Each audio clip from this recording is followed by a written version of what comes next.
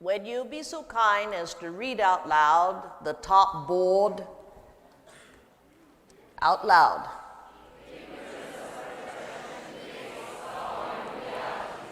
Number one.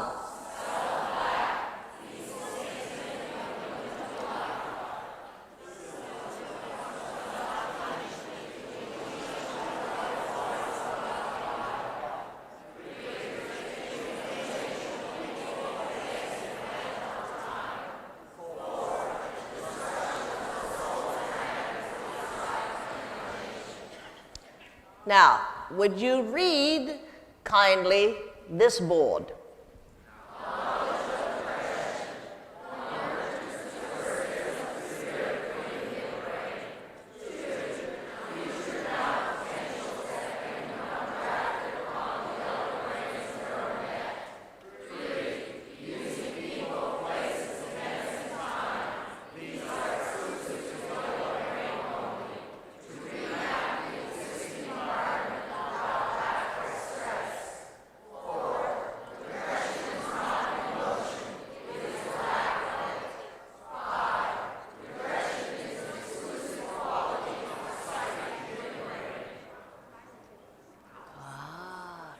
Now, all of you who moved closer, if you wish to stay where you're at, it is well and fine with me because we're going to do some board work, so make yourselves comfortable, will you please? And continue to copy these down on your notepads. Now, this teaching tonight is a special request teaching from my daughter, who is always in the midst of endeavoring to ponder through wandering that which is termed the different stages of self. And depression, as it is called now in modern times, depressed state, seems to be now diagnosed as a clinical disease. Oh, this affliction, as it were, has affected everyone in the school and the whole world in general.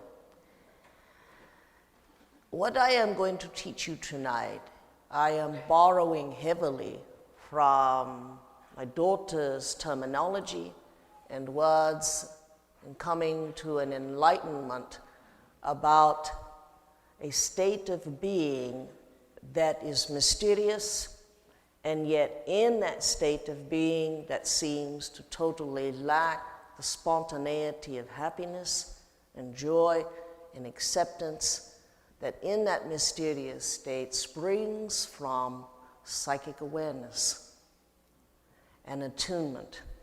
And how could both of these be bedfellows? And so tonight I am going to teach you about a word in your language that you use to describe that which is termed a mood and a mode in which many of you have been caught by and why you get caught by it. Now, let me preface this also by saying, I did not suffer depression in my life.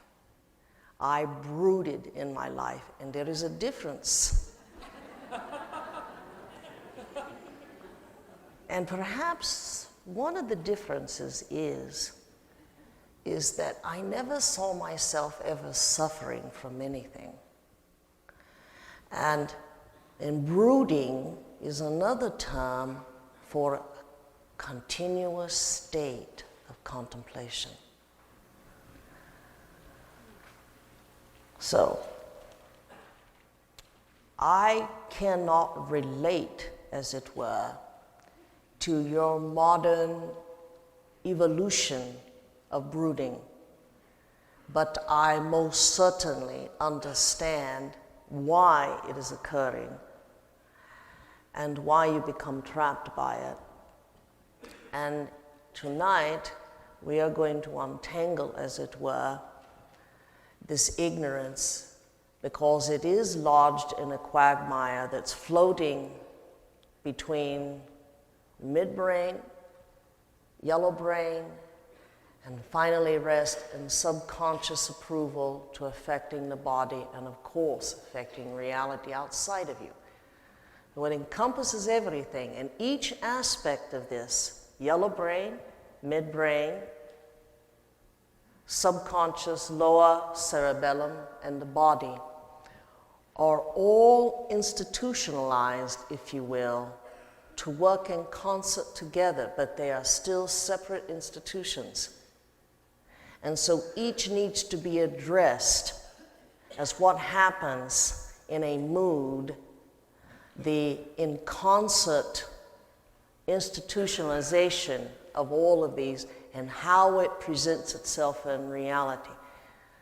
When we try to analyze it from a point of ignorance, we get caught because ignorance catches us and causes us to bring about the summation that, as you have been very well taught, that when you arrive at a summation, it's that point that becomes reality in your life, doesn't it?